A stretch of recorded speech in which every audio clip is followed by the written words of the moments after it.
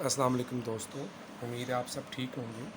अच्छा, कल एनएमआर हम पढ़ रहे थे, कुछ हमने बेसिक बातें डिस्कस की थी एनएमआर की। मैंने सोचा ये वीडियो आप लोगों से शेयर करता हूँ। उम्मीद है कि इससे काफ़ी फ़ायदा होगा आपको। आप लोगों ने ये देखा होगा कि पेविया की बुक में भी और बाकी भी मुख्तलिफ़ जगहों पे हमें ये नज़र आता है कि नंबर ऑफ़ स्पिन स्टेट्स क्या होंगी और स्पिन स्टेट्स के अलावा स्पिन क्वांटम नंबर कैसे फाइंड आउट करेंगे। हमें ये कैसे पता चलेगा कि कौन सी चीज़ एनएमआर या कौन सा एलिमेंट एनएमआर एक्टिव है या एनएमआर एक्टिव नहीं है। इसके लिए एक चीज़ देख लेते हैं कि आपके पास हमेशा ऐसा न्यूक्लियस एक्टिव होगा। एक्टिव न्यूक्लियस कौन सा होगा? जिसके अंदर प्रोटॉन ओड हो या न्यूट्रॉन ओड नंबर हो या एक दोनों में से ओड होना चाहिए।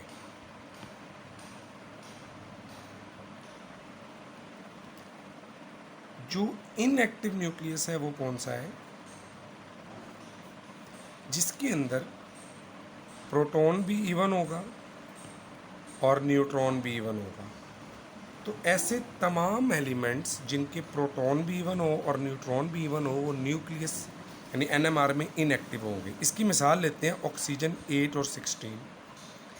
इसमें प्रोटॉन भी 8 है, न्यूट्रॉन्स भी 8 है।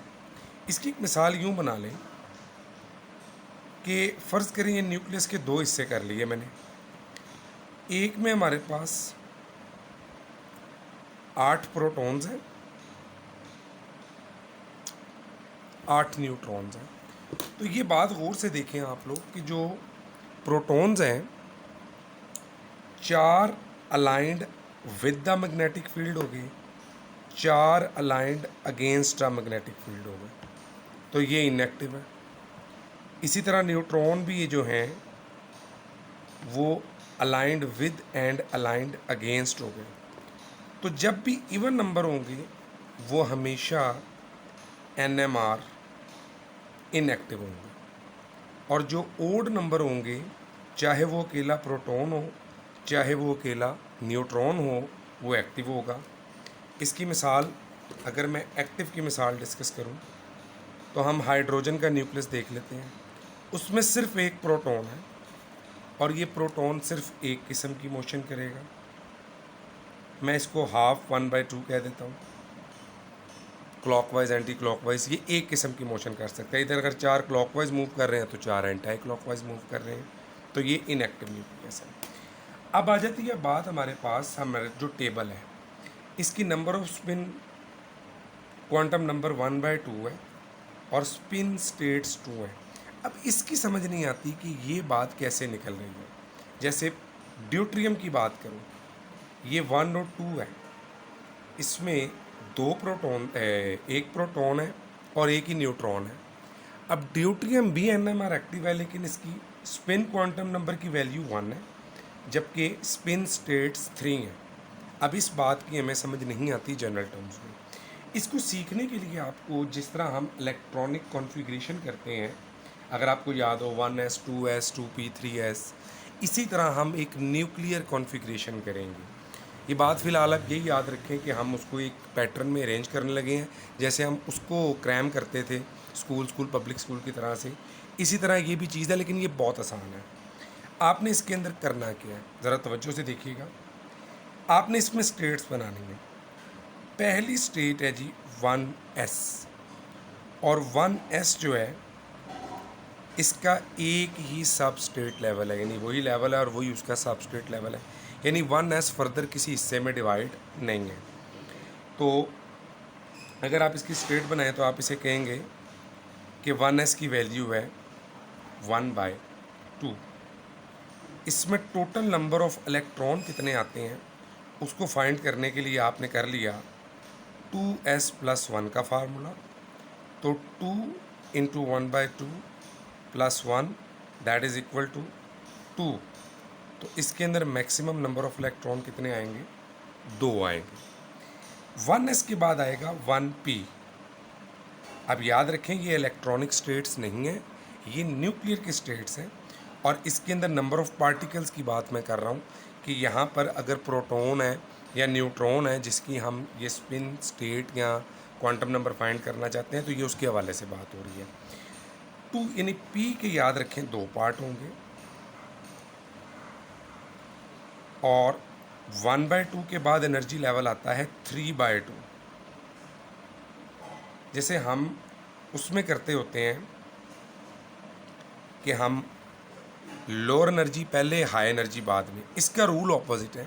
1p के 2 लेवल हैं, एक 1/2 और एक 3/2। आपने 3/2 पहले लिखना है और 1/2 बाद में। ये अभी के लिए याद रखें, ये सारी मैथमेटिकल कैलकुलेशंस हैं जो आप लोग क्वांटम मैकेनिक्स से निकालते हैं, क्योंकि हमारी फ़िलहाल क्वांटम मैकेनिक अप्रोच नहीं है उस तरह की, या वो लेंथी प्रोसीजर है, तो मैं उसकी तरफ नहीं जाऊँगा। मैं जनरल चीज़ एक्सप्लेन कर रहा हूँ। तो ये 3/2 एंड 1/2। अब इसमें मैक्सिमम नंबर ऑफ़ पार्टिकल्स कितने आएंगे? जो ये वाला है 3/2 है, तो इस फार्मूले में पुट करें 2 इंटू 3/2 प्लस 1, तो दैट इज़ इक्वल टू 4। तो इसमें मैक्सिमम पार्टिकल 4 आ सकते हैं, इसी तरह इसमें मैक्सिमम पार्टिकल 2 आते हैं। 1p के बाद हमारे पास आता है 1d। जैसे आपने इलेक्ट्रॉनिक कॉन्फ़िगरेशन याद की थी 9-10 क्लास में, सेम उसी तरह ये 3-4 चीज़ें याद कर लेंगे तो आपको बड़ी आसानी हो जाएगी। 1d के आपने याद रखना है 3 हिस्से होंगे।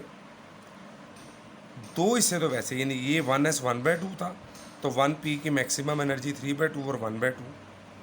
1d की मैक्सिमम एनर्जी 5/2 एंड 3/2 आएगी। और इसी के अंदर आपके पास जो नंबर ऑफ़ इलेक्ट्रॉन्स है 5/2 के, अगर इस फार्मूले से निकालें 2 into 5/2 plus 1 that is equal to 6। 6 particles इसमें आएंगे और 4 पार्टिकल्स इसमें आएंगे। 1d के अंदर एक और एनर्जी लेवल भी आ जाता है जिसको आप कहते हैं, ये 1s था तो ये 2s। मैं फिर आपको बता दूं, ये एनर्जी कैलकुलेटेड है और ये इसका एक पैटर्न है निकालने का। कुछ एलिमेंट यहाँ से नहीं भी निकलते हैं जो इस पैटर्न है, लेकिन हम याद रखेंगे कि मैक्सिमम नंबर ऑफ़ पार्टिकल जो है वो यहाँ से उनकी स्पिन, क्वांटम नंबर और सेन स्टेट्स निकल आती हैं। वैसे ये दोनों निकाली जाती हैं प्रैक्टिकली, इसको मशीन्स के ज़रिए एप्लीकेशंस में निकाला जाता है। 2s की वैल्यू वही आ जाएगी, दैट इज़ नोन एज 1/2, और इसमें मैक्सिमम नंबर ऑफ़ पार्टिकल्स आ जाएंगे जी हमारे पास 2। इसके बाद हमारे पास आगे भी एनर्जी लेवल है, लेकिन अभी हम उसमें नहीं जाएंगे। नहीं जी, मुझे ये डायग्राम जो है इसको याद कर लेना है और इसको बनाना सीख लेना है। अब करते हैं जी, हाइड्रोजन का निकालते हैं सबसे पहले। अब बात बड़ी तवज्जो से सुनने वाली आ गई, यहाँ से हमारा काम शुरू हो रहा है। 1s 1p 1d यहाँ तक याद रखें, और 1d के हमने 2 लेवल बना लिए, ठीक है। इसमें मैक्सिमम नंबर ऑफ़ पार्टिकल्स 2 आते हैं। p के 3/2 में 4 और 1/2 में 2। 1d के जो पहला पार्ट है 5/2 उसमें 6, 2s में 2 और 1d के सेकंड पार्ट में 3/2 उसमें 4 पार्टिकल्स आते हैं। हाइड्रोजन को फिल करते हैं। मैं प्रोटॉन की बात कर रहा हूँ जिसमें एक प्रोटॉन है और न्यूट्रॉन 0 है, तो आपने फिल कर दिया, आपने कहा यहाँ एक प्रोटॉन है। तो तवज्जो देखें, इसकी वैल्यू क्या आ रही है स्पिन स्टेट की, 1/2 यहाँ से निकल आई। और इसकी ये स्पिन स्टेट कैसे निकलेगी, ये जो वैल्यू है 2j + 1, तो हम कैसे निकालेंगे? हम यहाँ पुट करेंगे 2 इंटू 1/2 + 1, ये इसका स्पिन क्वांटम नंबर निकल आया। और स्पिन स्टेट कैसे निकली, 2 इंटू 1/2j + 1 के फार्मूला से, ये कट के आंसर आ गया 2, तो यहाँ आ गया 2। अब बात करते हैं जी ड्यूट्रियम की। ये 1 है और ये 2 है, इसमें प्रोटॉन भी एक है और न्यूट्रॉन भी एक है। अब प्रोटॉन की वैल्यू ज़रा फाइंड आउट करें। प्रोटॉन लिख दिया मैंने 1, ये आ गई, इसकी वैल्यू कितनी आ गई 1/2। अब मैंने प्रोटॉन की जैसे वैल्यू निकाली वैसे ही मुझे न्यूट्रॉन की वैल्यू निकालनी है, तो निकालें न्यूट्रॉन की कितने पार्टिकल है 1, तो न्यूट्रॉन का भी एक ही पार्टिकल है, इसकी वैल्यू भी कितनी आ गई 1। तो टोटल स्पिन क्वांटम नंबर कितना होगा 1/2 plus 1/2 that is equal to 1। तो आप देखें हमारे पास वैल्यू क्या आ रही है इसकी 1। स्पिन स्टेट्स कैसे निकलेंगी इसकी, वही formula 2 into 1 plus 1 that is equal to 3। तो ये आपके पास स्पिन क्वांटम नंबर आ गया और ये स्पिन स्टेट्स आ गई। देखिए इसमें प्रोटॉन और न्यूट्रॉन को इकट्ठा फिल नहीं करना, प्रोटॉन को अलग निकालना है उसकी वैल्यू आ गई, न्यूट्रॉन को अलग निकालना है उसकी वैल्यू आ गई। अब मैं बात कर लेता हूँ यहाँ पर किसी और एलिमेंट की, हम बेबिया की बुक से देख लेते हैं। जैसे कार्बन है, कार्बन 6 एंड 12। तो कार्बन 6 और 12 में देख लें कि अगर आपने इसकी स्पिन स्टेट्स और क्वांटम नंबर निकालना है तो हमारे पास कितने हैं, 6 हैं। 6 प्रोटॉन है, 6 न्यूट्रॉन है। ये बात ये है कि ये इनएक्टिव होंगे। कैसे इनएक्टिव होंगे निकालें, 6 प्रोटॉन के लिए पहले निकालते हैं। 1 2 2 पार्टिकल पूरे हो गए, 3 4 5 and 6 clockwise anti clockwise, clockwise anti clockwise, clockwise anti clockwise, सब ने एक दूसरे का इफेक्ट कैंसिल कर दिया, टोटल वैल्यू 0। इसी तरह न्यूट्रॉन की निकाल लें, 1/2 1/2 1/2। तो ये आप जब कैलकुलेट करेंगे तो इसकी वैल्यू 0। और स्पिन स्टेट, तो जब इसका स्पिन क्वांटम नंबर ही नहीं है तो इसकी स्पिन स्टेट्स नहीं निकलेंगी। हम इस फार्मूले में इसको पुट नहीं कर सकते क्योंकि ये असल में कहते हैं 1 आ रहा है, लेकिन जब उसकी स्पिन क्वांटम नंबर नहीं होगा तो उसकी स्पिन स्टेट्स नहीं होंगी। तो ये फार्मूला 0 के ऊपर अप्लाई नहीं होता। जो जे है must not be equal to 0, J start होना चाहिए 1 2 3 से। ये मैथमेटिकल टर्म है, जो बच्चे जो हमारे दोस्त मैथ पढ़े हुए हैं उनको पता होगा कि कई टर्म्स में हम 0 से वैल्यू स्टार्ट नहीं कर सकते। ओके, अब आते हैं कार्बन 13 की तरफ, 6 एंड 13। इसमें 6 प्रोटॉन है और हम जानते हैं 6 प्रोटॉन के लिए 0 है, लेकिन इसमें 7 न्यूट्रॉन है। अब ज़रा वैल्यू पुट करके देखते हैं, 1 2 3 4 5 6 और ये 7, ये अब न्यूट्रॉन के लिए है। क्या वैल्यू आ रही है जी, 1/2। तो प्रोटॉन के लिहाज से इनएक्टिव है लेकिन न्यूट्रॉन के लिहाज से एक्टिव है, क्योंकि ये इवन है और ये ऑड है। और अब आप देख लें इसके अंदर तो हमारे पास क्या आ जाएगा जी, अगर आप गौर करेंगे तो 2 इंटू 1/2। तो कार्बन 13 NMR में ये तो 0 0 है, जबकि कार्बन 13 का जो होगा उसके अंदर वैल्यूज़ आपको बुक में 1/2 और 2 मिलेंगे। अब बात कर लेते हैं जी नाइट्रोजन की, 7 एंड 14। इसमें 7 प्रोटॉन है, 7 ही न्यूट्रॉन है। तो 7 के लिए मैंने वैल्यू निकाली है 1 2 3 4 5 6 7। निकालें ज़रा, तो 7 की वैल्यू कहाँ आ रही है, 1/2। ये 6 ने तो एक दूसरे का इफेक्ट कैंसिल कर दिया, तो 1/2 इसका और 1/2 इसका। तो टोटल स्पिन स्टेट कितनी आ गई, total spin quantum number is equal to 1/2 plus 1/2 that is equal to 1। और अगर आप इसकी स्पिन स्टेट्स नंबर निकालेंगे या स्टेट्स निकालेंगे तो वही 2J + 1 का formula 2 into 1 + 1 that is equal to 3। तो नाइट्रोजन 7 और 14 जो है इसका आएगा जी हमारे पास 1 आंसर आएगा और इसकी स्टेट आ जाएंगी 3। अच्छा, अब इसको देख लेते हैं जी ऑक्सीजन को। ऑक्सीजन 8 और 16 आप निकाल लें, 8 करें, 7 8 इनएक्टिव होगा, 1 2 3 4 5 6 7 8। तो प्रोटॉन भी इसमें 8 है, न्यूट्रॉन भी इसमें 8 है, तो ये भी 0 और ये भी 0। अब हम बात करते हैं ऑक्सीजन 8 और 17 की। अब अगर हम ऑक्सीजन 8 और 17 को देखें, इसमें वैल्यूज़ ज़रा डिफरेंट हो जाएगी इस तरह से। अभी अंदाज़ा कर लेते हैं, हम बात करते हैं ऑक्सीजन 8 और 17 की। इसमें प्रोटॉन 8 है जबकि न्यूट्रॉन 9 है। अब इसके अंदर ये तो ज़ीरो हो गया क्योंकि इवन नंबर है और इवन नंबर के लिए हम जानते हैं, लेकिन यहाँ पर कितने आ रहे हैं जी, 9 है। 1 2 3 4 5 6 7 8 और 9 यहाँ जाएगा। अब जब यहाँ 9th वाला गया तो इसकी वैल्यू कितनी आ रही है स्पिन स्टेट की, 5/2 इसकी वैल्यू आ गई। इसके लिए आज से आप देख सकते हैं कि 1 2 3 4 5 6 7 8 और 9, तो ये वैल्यू 5/2 आ रही है।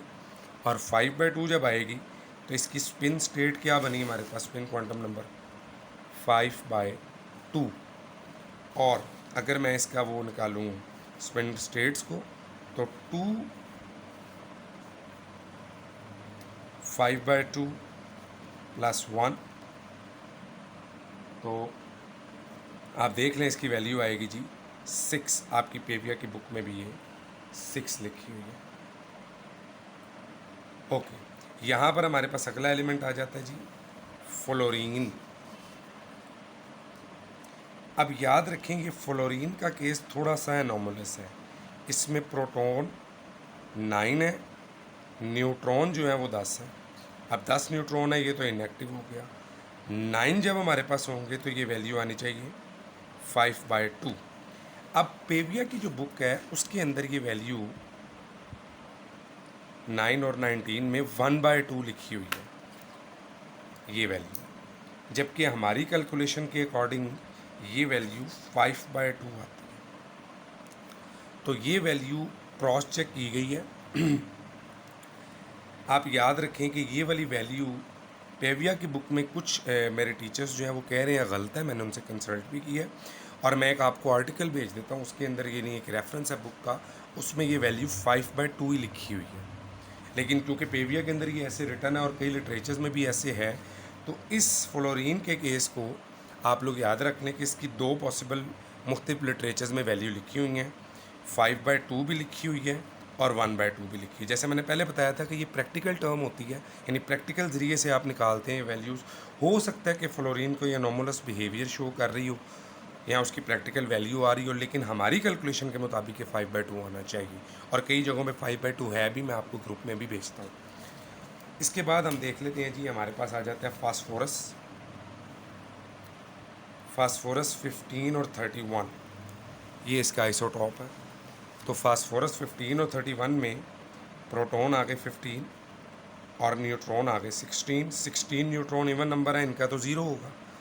प्रोटॉन्स 15 है, काउंट करें जी 1 2 3 4 5 6 7 8 9 10 11 12 13 14 और ये 15।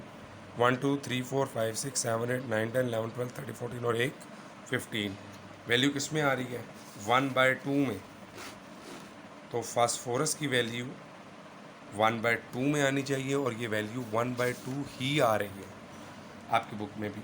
और इसी तरह ये वैल्यू आ रही है 2। इसकी लास्ट जो वैल्यू गिवन है हमें, दैट इज़ क्लोरीन 17 एंड 35।